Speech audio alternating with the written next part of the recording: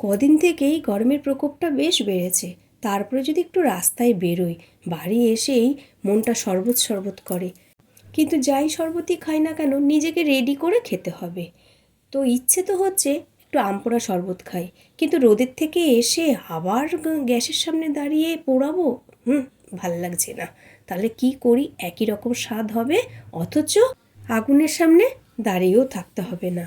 কি করলাম, 3টে আম নিলাম, নিয়ে খোসা ছাড়িয়ে প্রেশার কুকারের মধ্যে দিয়ে দিলাম।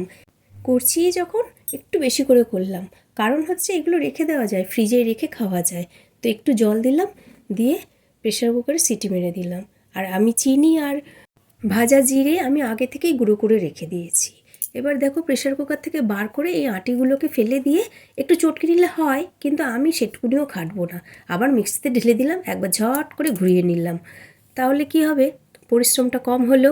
আর এই সেদ্ধ আমের কাতটা যদি কাঁচের কোনো পাত্র করে ফ্রিজে রেখে দেওয়া যায় না, অনেক দিন থাকে।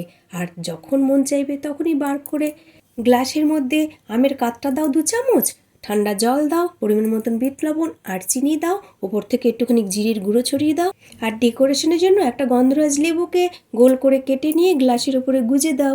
রেডি আমার সাবস্টিটিউট পোড়া আমের শরবত। কেমন লাগলো?